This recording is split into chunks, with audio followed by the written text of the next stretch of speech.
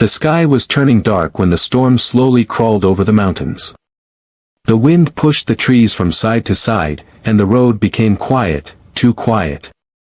Only one sound broke the silence, the deep, heavy growl of a motorcycle engine echoing through the valley. A lone biker from the Hells Angels was riding on the narrow road.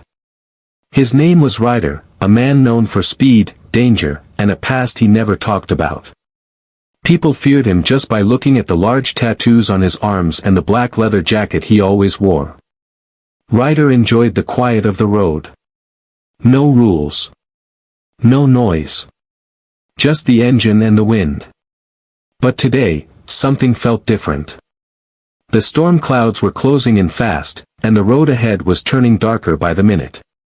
As Ryder rode deeper into the mountain road, his eyes caught something strange far ahead. At first, he thought it was just a shadow or maybe a fallen branch.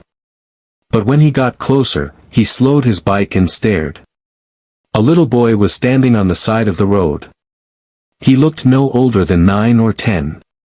His clothes were wet, his hair messy, and his small hands were waving in the air, making a very unusual signal, a slow circle, then a sharp cut downwards. It was not a normal wave. It looked almost like a rescue signal. Ryder frowned. What was a kid doing alone on a dangerous mountain road in a storm? And why that strange signal? He moved closer, the engine still rumbling. The boy didn't run away. He didn't even step back. Instead, he kept repeating the same signal, faster this time, like he was desperate. Ryder stopped the bike. His boots hit the wet road as he got off slowly. He kept his helmet on, watching the boy carefully. "Hey, kid," Ryder said, his voice deep. "What are you doing out here?" The boy did not answer. He just looked at Ryder with wide, frightened eyes. Then he whispered, almost shaking, "Please. I need help. Someone needs help." Ryder felt a sudden jolt in his chest. Something was wrong. Very wrong. He looked around. No houses. No cars. No people. Nothing but trees, rocks, and a long, empty road. Ryder took off his helmet. Rain touched his face as he looked directly at the boy. "Where are your parents? Why are you alone?" The boy looked down at the ground for a moment. His small body trembled from cold and fear. Then he slowly lifted his head and said, "No one else would stop. Everyone kept driving. But I knew you would stop." Ryder felt confused. Why him? Why a biker from a gang people feared? The boy stepped closer and grabbed Ryder's glove with his tiny hand. "Please, come with me. It's not far. He doesn't have much time." "He?" Ryder repeated. "Who is he?" The boy didn't answer. Instead, he started running down a small dirt path that disappeared into the woods. He looked back and shouted, "Hurry." Ryder stood still for a second. The biker inside him told him to walk away. This could be a trap. It could be dangerous. A strange boy in the middle of a storm, nothing about this felt normal. But something in the boy's eyes pulled him forward. A strange mix of fear and faith. Something Ryder had not seen for a long time. He took a deep breath, grabbed his helmet, and followed the boy into the dark forest path. Branches cracked under his boots. The wind howled through the trees. The storm grew louder. As Ryder walked deeper into the woods, a cold memory from his own past stirred in his mind, a time when he had needed help, and no one stopped for him. The boy's voice echoed ahead, "Please, faster." Ryder felt his heart beating harder. He did not know where this path led. He did not know what danger waited in the dark. But one thing was certain. The little boy's rescue signal was just the beginning of something he could not understand yet. And the next steps would change everything. Ryder followed the boy deeper into the forest, but the path quickly changed. What first looked like a normal trail soon grew darker, narrower, and more twisted. Thorny branches reached across the way like thin hands trying to stop him. The wind cut through the trees, carrying sharp whistles that made the forest feel alive and angry. The little boy ran ahead with surprising speed. His small feet barely made a sound on the wet ground, while Ryder's heavy boots crushed the leaves and branches with every step. The rain grew stronger, hitting Ryder's shoulders like cold needles. He wanted to shout again, ask what was going on, but something told him the boy would not answer. The boy finally slowed down and waited for Ryder near an old fallen tree. His chest rose and fell from running, but his eyes stayed locked on Ryder's face. "We don't have much time," he said softly. "Time for what?" Ryder asked.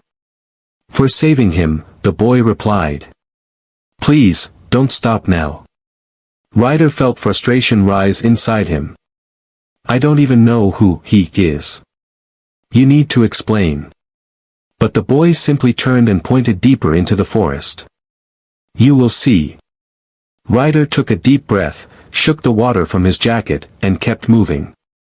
Something inside him, something buried long ago, made him trust the boy.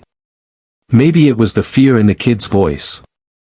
Maybe it was the darkness in the forest that felt too real to be a lie. Or maybe it was the memory he kept trying to push away. They continued walking for several minutes. The forest grew tighter around them, blocking the sky. The storm's roar became distant, replaced by strange echoes, like snapping sticks, rustling leaves, and something heavy moving far away. Ryder tried to ignore the sounds. He focused on the boy's small figure.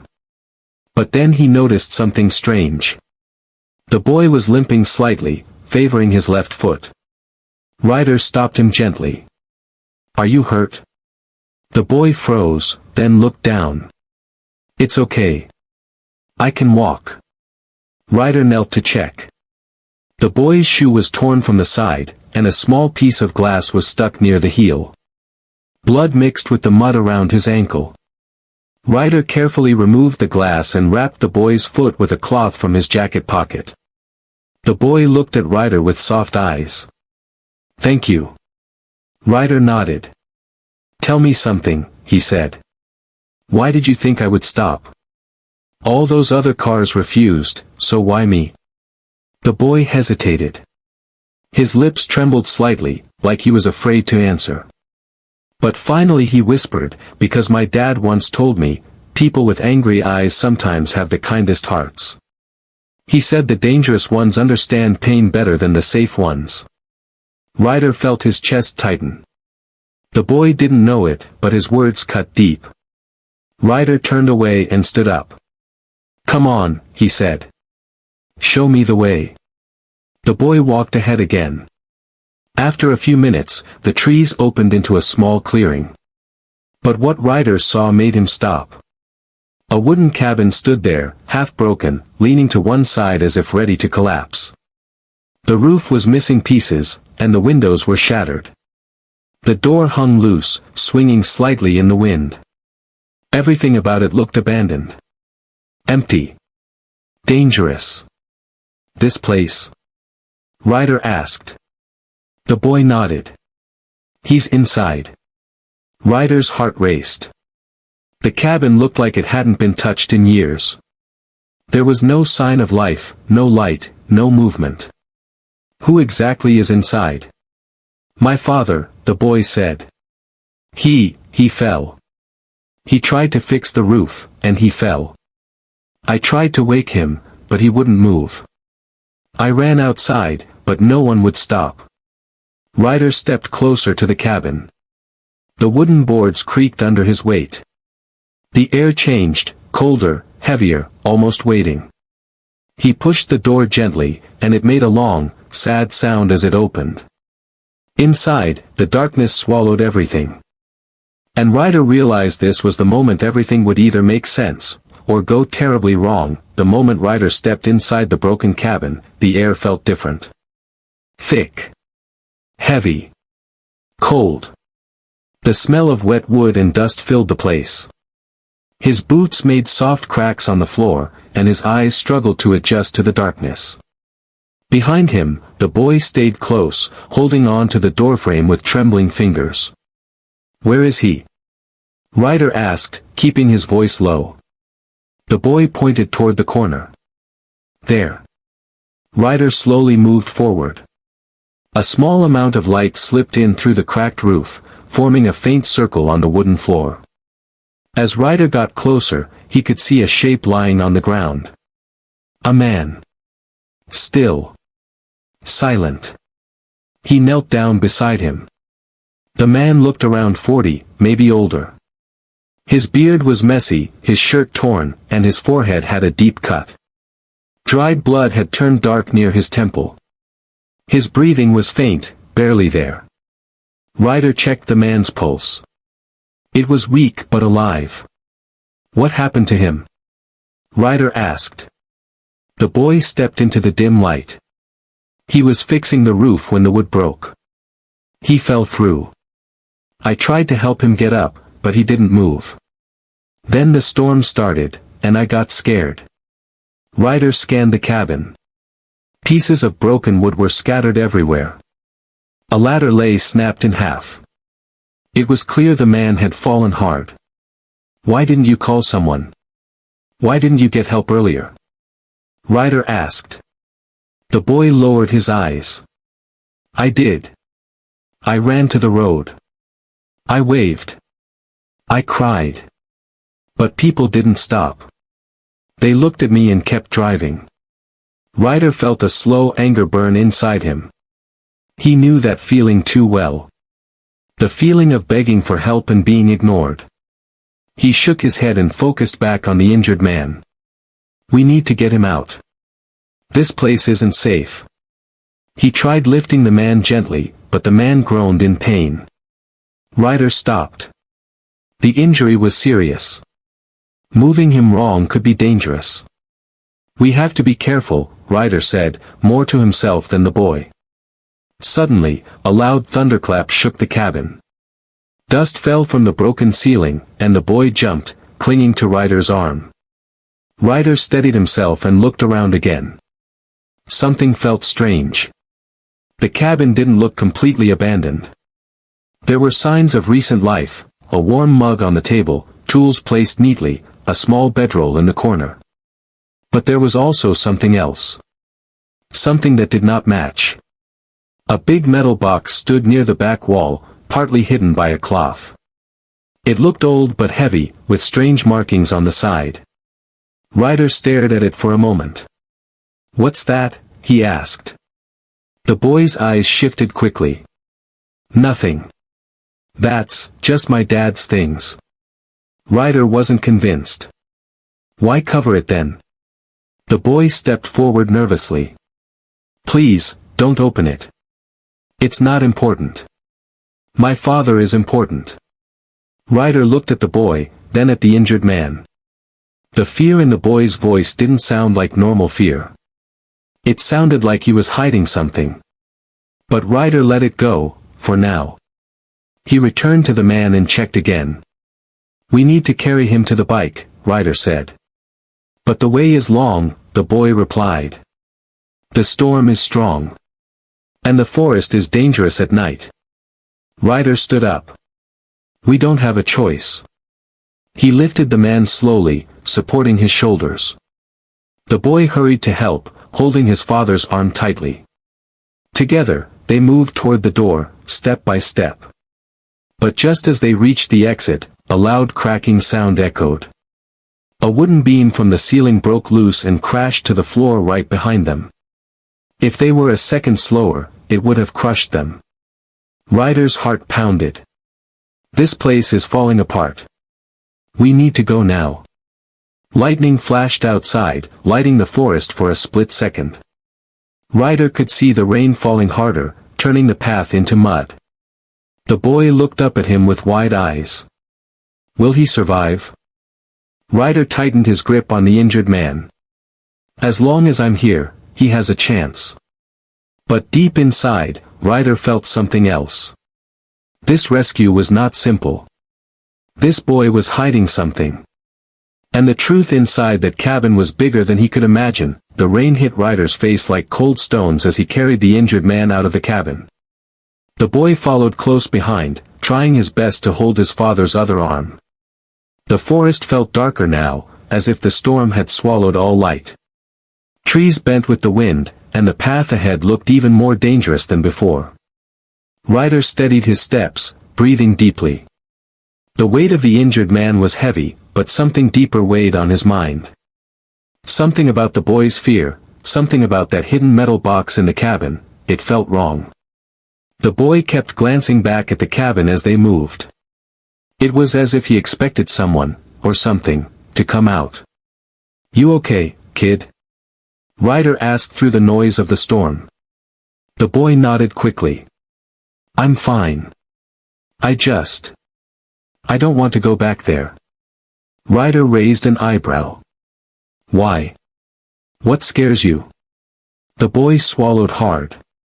"Not the place, the people who came there before." Ryder slowed down. "People?" The boy didn't answer. He only looked down at the mud under his feet. Ryder didn't push him, yet. He could feel the storm getting worse. They had to reach the road before the forest turned impossible to cross. But as they continued down the muddy path, Ryder's steps grew heavier, not from the man he carried, but from the memories pulling at him. The storm, the fear, the helplessness in the boy's eyes, it all reminded him of something he tried to forget. A night many years ago. Ryder had been only 12. His mother had collapsed on the floor of their small house. He remembered her weak breathing, her hand reaching out, her voice fading. He had run outside, waving at passing cars on the empty highway. Just like this boy. But no one had stopped. Not even one. Ryder shook his head and forced the memory away. This wasn't the time. "We're almost there," he said, though he wasn't sure if that was true. The boy looked up at him. "You're not like the others," he said quietly. "You stopped for me." Ryder didn't know what to say. He kept walking. Minutes felt like hours as they crossed the slippery ground. The storm roared above them, and branches fell around them like broken bones. The forest was turning dangerous with every passing second. Finally, the faint outline of the road appeared through the trees. "There," the boy said, his voice filled with sudden hope. But as Ryder stepped out of the tree line, his heart froze. His bike was gone. The empty road shined under the storm, but the motorcycle that Ryder had parked there earlier had disappeared without a trace. The boy gasped. "Where is your bike?" Ryder scanned the road, his eyes narrowing. The tire marks still showed where he had stopped. But new marks, deeper ones, led away in the opposite direction. Someone had taken it. Ryder clenched his jaw. Someone was here. Recently. The boy's face went pale. "Those people, they came back." Ryder turned to him. "What people?" "You need to tell me everything. Now." The boy looked torn, like he was deciding whether to trust Ryder completely. The storm rattled the trees behind them. The injured man groaned softly in Ryder's arms. The boy finally spoke, voice shaking. "My father, he wasn't just fixing the roof. He was hiding something. Something they wanted." "What?" Ryder asked. "That metal box in the cabin," the boy said. "My dad told me never to open it.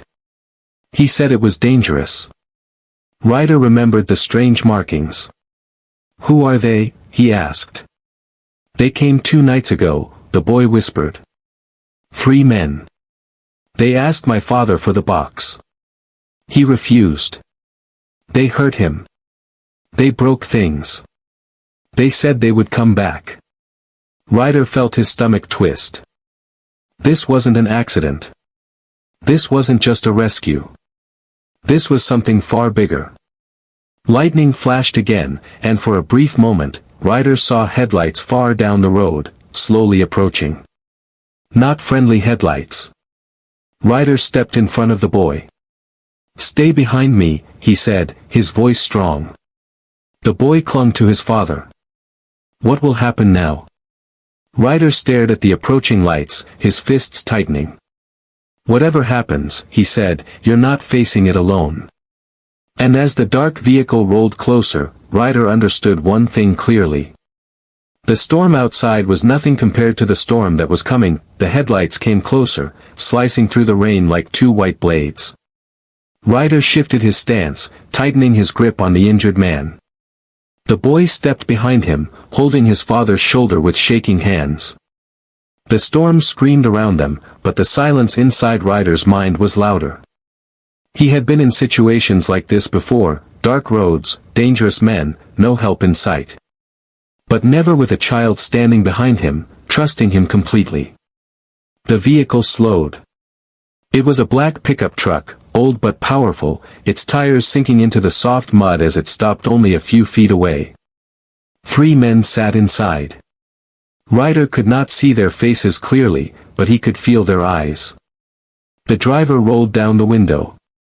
Rain flew inside, but he didn't care. Well, the man said with a cold laugh, look who we found. Ryder didn't say a word. The boy grabbed Ryder's jacket. It's them, he whispered. The same men. The driver smirked. We came for the box. And the boy. And the idiot who refused to hand it over. Ryder took one step forward, blocking the boy completely. The man is hurt, he said. Leave the kid alone. The man in the truck laughed. You. A Hell's Angel? Playing hero? He shook his head. Move. We need what's ours. Ryder's jaw tightened.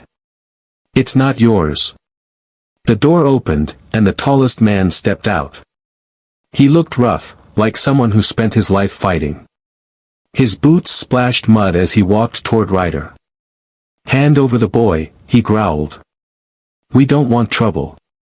Ryder stepped back just enough to feel the boy behind him. You already brought trouble. The man glared, then moved faster than Ryder expected. Ryder shifted his body and kicked him square in the chest. The man stumbled back, falling into the mud. The other 2 men jumped out of the truck. Go. Ryder shouted to the boy. Run to the trees. The boy hesitated. But. Go. Ryder barked. The boy grabbed his father's arm and dragged him toward the side of the road, trying his hardest despite his small size. Ryder faced the 3 men alone. The second man swung a metal pipe at Ryder. Ryder dodged, grabbed the man's arm, twisted hard, and shoved him aside. But the third man jumped from behind and tackled Ryder into the mud. They rolled, fists flying, boots kicking. Ryder's breath burned in his chest, but he pushed harder, fueled by something stronger than anger, responsibility. He punched the man in the jaw and kicked him off. Lightning flashed again. Ryder saw the boy struggling to move his unconscious father toward the trees. He saw fear in the boy's eyes. He saw his younger self waving at cars that never stopped. No. He would not let history repeat. Ryder stood up and charged at the men with everything he had. The storm made the ground slippery, but he used that to his advantage. He tackled one man into a ditch. He elbowed another in the ribs.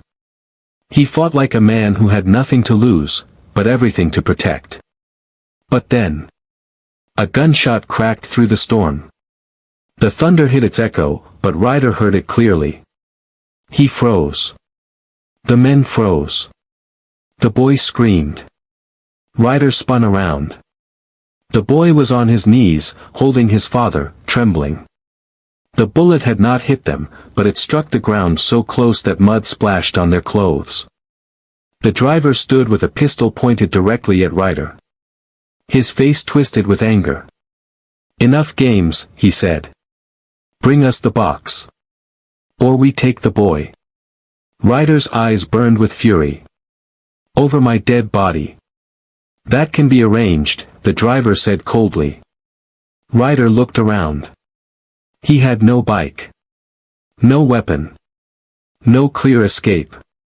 The injured man could not walk.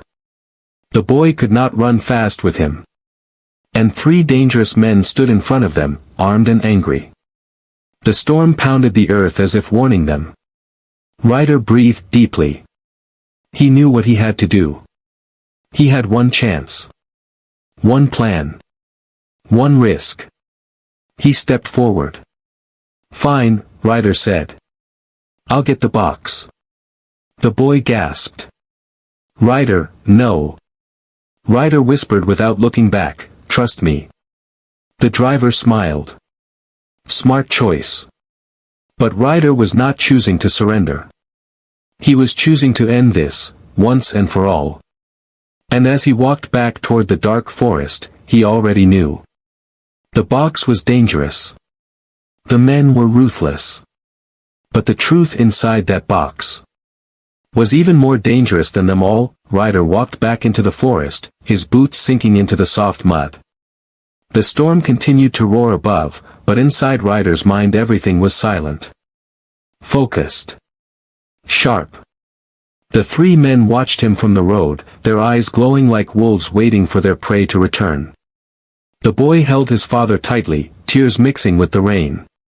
"Ryder," he whispered, voice shaking, "please come back. Don't let them take the box." Ryder didn't look back, but he raised one hand, giving a small signal to the boy, a silent promise. He would come back. He moved fast through the trees, ignoring the cold water running down his jacket. Every step felt heavy, yet he didn't slow down. He reached the cabin faster than he expected. The broken structure stood in the darkness, almost alive with shadows. The metal box sat exactly where he last saw it, partly hidden under the cloth. Ryder pulled off the cloth and lifted the box. It was heavier than before, as if the storm itself had poured weight inside it. Strange markings covered the surface, circles, lines, symbols he did not understand. "What were you hiding?" Ryder whispered, looking at the unconscious man in his memory. He shook the box gently. Something inside moved. He froze. For a moment, Ryder wondered if he should open it, just to understand what he was fighting for. But then he remembered the boy's face. The fear in his voice. "No," Ryder muttered. "Not now." He tucked the box under his arm and ran back toward the road. But halfway through the forest, he stopped. Voices. The sound of snapping branches. The 3 men were not waiting. They had followed him. Ryder ducked behind a tree just as a flashlight beam cut through the darkness. The men were close, too close. Their steps crushed the wet ground. "Find him," one shouted. "He won't get far." Ryder breathed slowly. He needed a plan. Fighting them here would be suicide. He looked around. The trees were thick. The ground was unstable. The storm shook the branches above like angry fists. Then Ryder saw it. A large fallen tree leaned dangerously over a rocky slope. One strong push could send it crashing down, blocking the path behind him. He moved silently to the trunk, set down the box, and shoved with all his strength. The wood groaned. Cracked. Splintered. Just as one of the men spotted him. "There he is." Ryder pushed harder. The tree snapped free and thundered down, blocking the path with a deep crash. Mud and branches flew everywhere.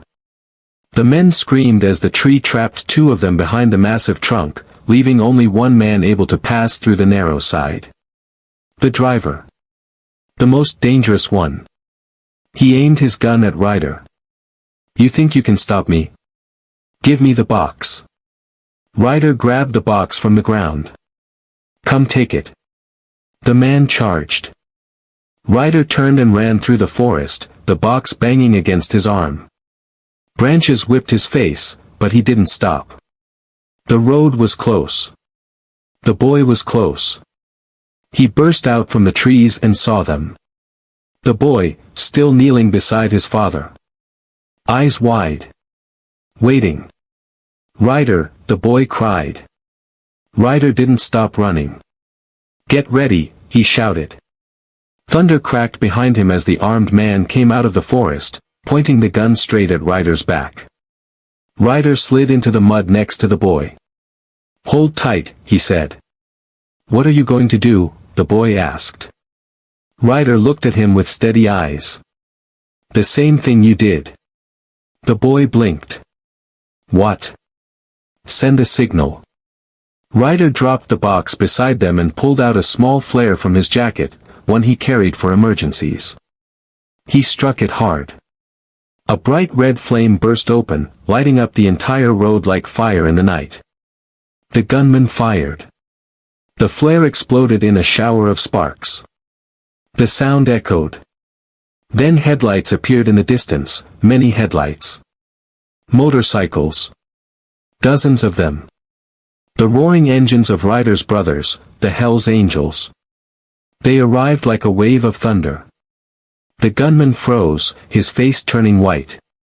Ryder stood slowly, flare still burning in his hand. "This boy trusted me," Ryder said. "Now it's your turn to run." The man dropped the gun and fled into the forest. He didn't get far before the others caught him. Ryder turned to the boy. "You're safe now." The boy hugged him tightly, crying. "Thank you. I knew you would come back." Ryder lifted the injured man gently as more bikers arrived to help. One of them nodded. "You did good, brother." Ryder looked at the boy. "He did better." The final words came from the boy's trembling voice. "I gave a rescue signal, and the right angel answered." As the storm slowly faded, Ryder realized something. Sometimes the world gives you a second chance. Through the eyes of someone who still believes in good.